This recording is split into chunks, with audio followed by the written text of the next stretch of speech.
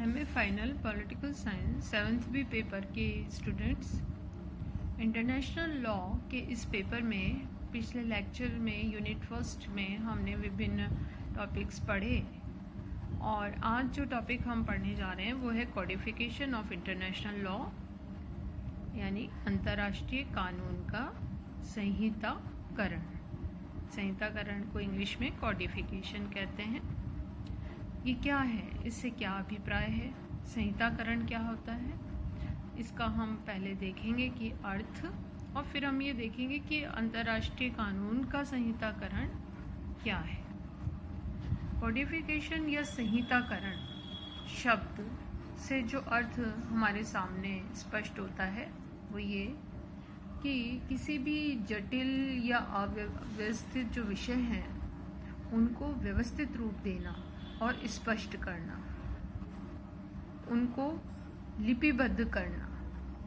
अब बिखरे हुए जितने विषय हैं वो स्पष्ट नहीं होते, अगर उन्हें लिपिबद्ध संहिताबद्ध कर दिया जाए तो वो स्पष्ट और क्रमबद्ध हो जाते हैं। तो कानूनों के क्षेत्र में भी यही स्थिति है कि कानून स्पष्ट होने चाहिए, क्रमबद्ध होने चाहिए, व्यवस्थित होने चाहिए और लिखित रूप में लिपिबद्ध होने चाहिए। तो कानूनों को एक जगह एकत्रित करके उन्हें क्रमबद्ध रूप देना संहिताकरण है। विभिन्न कानूनों को संकलित रूप प्रदान करना ये संहिताकरण है।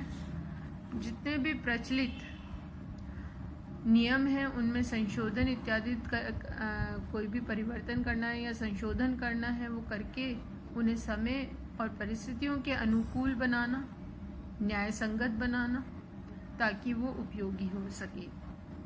तो विभिन्न कानूनों को जब एक पुस्तक का रूप दे दिया जाता है, उन्हें एक जगह एकत्र कर दिया जाता है और उनका विकास भी उसके द्वारा किया जाता है, इसी सब को हम संहिताकरण कहते हैं। जटिल अव्यवस्थित विषयों को व्यवस्थित और स्पष्ट करना।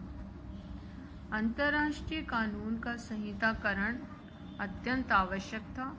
ये विश्व स्तरीय कानून है, विश्व के विभिन्न देशों पर लागू होने वाले कानून हैं और विश्व को यदि हमें स्पष्टता, क्रमबद्धता और इस पर आधारित कानून देने हैं तो संहिताकरण या उसका कोडिफिकेशन होना अत्यंत आवश्यक है। तो हम देखेंगे कि इसकी आवश्यकता क्यों पड़ी। संहिताकरण के द्वारा जितने भी विश्व स्तरीय कानून थे उनको सरल भी बनाया जा सकता था और सुगम भी हो सकते थे। तो संहिताकरण कानूनों को सरलता और सुगमता प्रदान करते हैं। संहिताकरण के द्वारा कानून व्यवस्थित और क्रमबद्ध रूप ले लेते हैं और संहिताकरण ही सही समाधान प्रदान कर सकता है।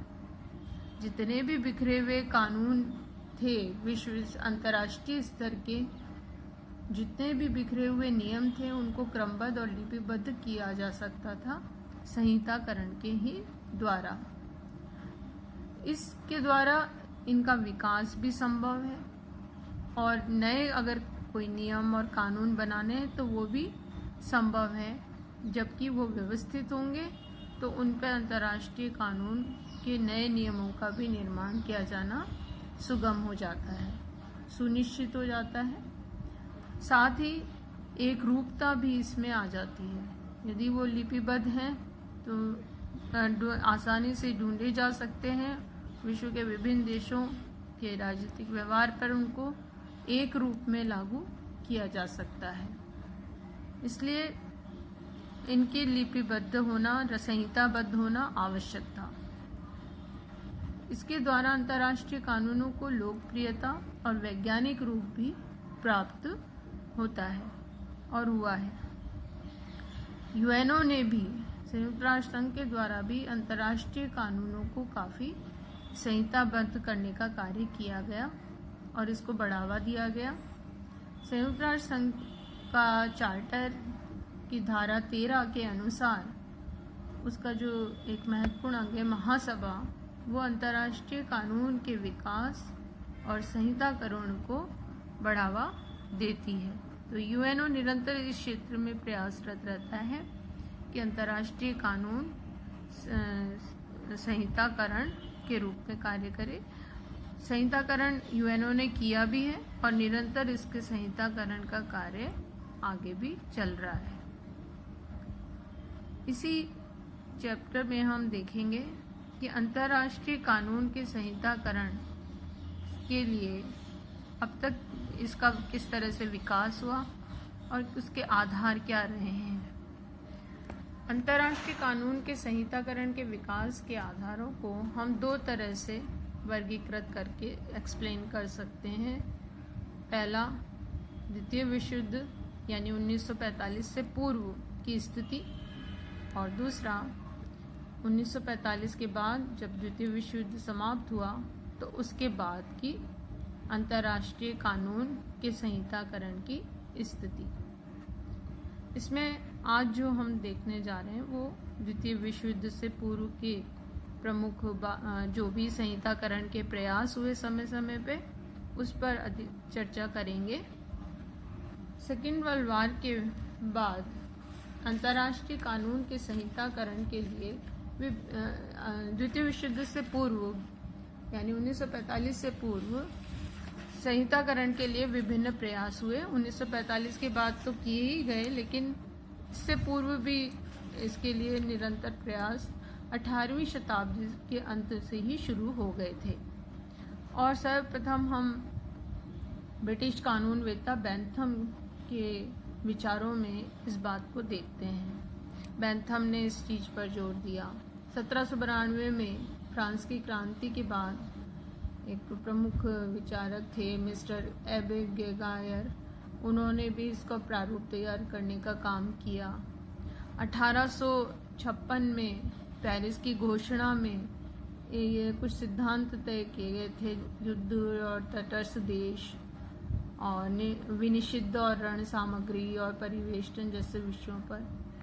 बंशली ने, प्रोफेसर फ्रांसिस लीवर, डेविड इडली, फियोरी, इनके भी विचारों में हम इस तरह के संहिताकरण के विचार देखते हैं। 1899 में हेग सम्मेलन हुआ, उसमें भी इसके लिए कार्य हुआ, जिसमें अंतर्राष्ट्रीय विवादों का हल शांतिपूर्ण हो, युद्ध संबंधी कुछ कानूनों का संहिताकरण हुआ। इसी तरह दूसरा 1907 में हेग शांति सम्मेलन हुआ, उसमें 13 विषयों का संहिताकरण किया गया, जैसे युद्ध, स्थलीय और समुद्री युद्ध, तटस्थता, नौसेना, गोलाबारी युद्ध और शत्रु के जो व्यापारिक जहाज हैं उनसे संबंधित कानूनों का लिपिबद्ध किया गया था। 1908 और 9 में लंदन घोषणा के द्वारा समुद्री युद्ध और विनिषिद्ध वस्तुओं से संबंधित कानूनों का संहिताकरण हुआ।